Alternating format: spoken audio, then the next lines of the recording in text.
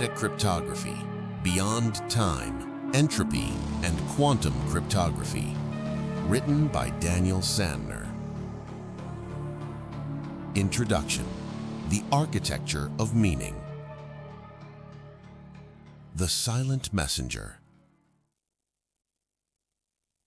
When we hear the word cryptography, we instinctively think of secrets. We imagine spies, digital locks, enigma machines, and the mathematics of concealment. We think of Alice trying to whisper to Bob without Eve listening.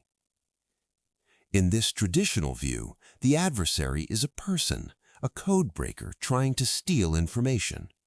But there is a deeper, more primal form of cryptography, where the adversary is not a person, but time, entropy, and ignorance. Imagine you are standing in a desert, holding a perfect sphere made of an unknown alloy. To the casual observer, it is a simple object, perhaps a paperweight or a bearing. But you possess a caliper and a scale. You measure its diameter and its mass. You divide the mass by the volume and find a specific number. You rotate the sphere and find a deviation from perfect roundness at exactly phi, the golden ratio, degrees from a marked pole. Suddenly, the object is no longer a lump of metal, it is a library. This is metacryptography. It is not the science of hiding messages, it is the science of encoding meaning into the fabric of reality so robustly that it can be decoded without a dictionary, a manual, or a shared culture.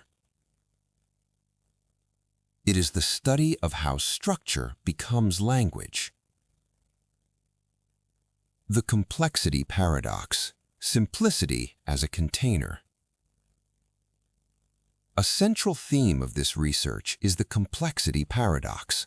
We often assume that a complex message requires a complex medium, a thick book, a hard drive, or a radio signal modulated with millions of bits.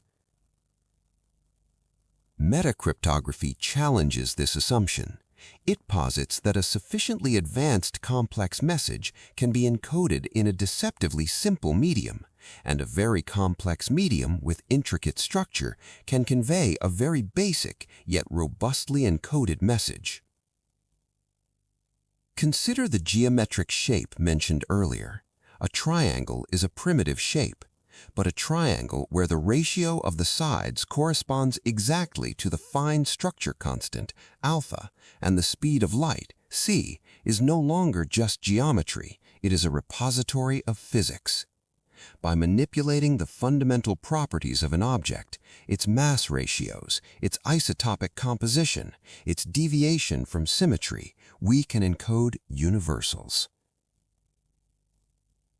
This book explores the mechanics of this paradox, how high structural complexity, the precise engineering of an object, leads to behavioral simplicity, a stable, enduring object that acts as a carrier for profound information. Beyond culture, the universal Rosetta Stone. Humans have developed thousands of languages, from Sumerian cuneiform to Python code. These are cultural notations, arbitrary agreements where the sound tree or the symbol print parentheses means something specific only because we agree it does. If the culture dies, the meaning dies. Metacryptography seeks physical notations. It explores how to build a universal Rosetta Stone where the key to decoding the message is intrinsic to the universe itself. If a signal relies on the transition frequency of the hydrogen atom or the sequence of prime numbers, it bypasses culture entirely. It assumes only one thing about the receiver: intelligence. The scope of inquiry. In the chapters that follow, we will journey through the full spectrum of encoded meaning. First, the foundations. We will explore the physics of information, how signals fight against entropy. Second, the medium. We will analyze how any physical substrate, from the orbital mechanics of a solar system to the shadows cast by a sculpture, can serve as a carrier wave. Third, classical and quantum systems. We will examine the history of human cryptography, steganography, RSA, AES, and the bleeding edge of quantum key distribution. We study these not just as tools for secrecy, but as case studies in structure.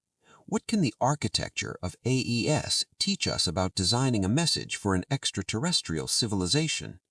How does quantum entanglement serve as a shared reality for communication? Fourth, the future. We will look forward to deep time communication, how to send warnings to humans 10,000 years in the future, or greetings to stars 1,000 light years away. The book as a metacryptographic object. Finally, a note on the text you are experiencing. Writing a book is in itself an exercise in cryptography. I am encoding my thoughts into black symbols on a white background, hoping that you, possessing a specific neural architecture and cultural background, will run the decryption algorithm called reading and reconstruct the ideas in your own mind. However, the ambition of this book is to be accessible regardless of your specific expertise. Whether you are a mathematician, a student of history, or a curious observer of the night sky, the principles here are derived from observation of the world we share. We are about to explore the language of structure. Welcome to the study of the signal within the noise. Part 1. The Philosophy of Structure,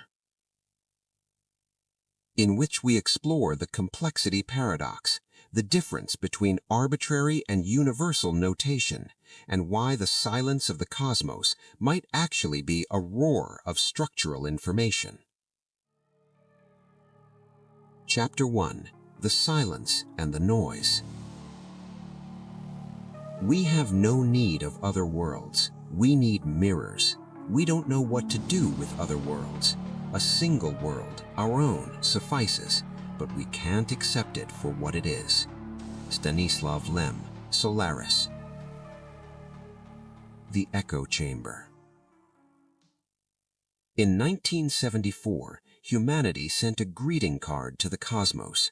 The Arecibo message was a 3-minute broadcast of 1,679 binary digits aimed at the globular star cluster M13. It contained a stick figure of a human, a diagram of our DNA, and the numbers 1 through 10. It was a shout into the dark, a declaration of existence powered by a 450 kilowatt radar transmitter. We have been listening for a reply for over half a century. We have scanned billions of frequency channels. We have built ears like the Allen Telescope Array and eyes like the Kepler Space Telescope. We have stared at the sky until our eyes watered and our hard drives overflowed. And the result? Silence. The great silence. This silence has birthed the Fermi paradox. If the universe is old, vast, and capable of life, where is everybody? Are we the first? Are we the last? Or is there a great filter, an inevitable catastrophe that wipes out civilizations before they can master interstellar travel? These answers are terrifying, but there is a third option, one that is less dramatic but scientifically more profound. The problem might not be that the universe is empty. The problem might be that we are listening for the wrong thing. We are like a person standing in the middle of a modern library, screaming "hello" at the top of their lungs and assuming the library is empty because the books aren't screaming back.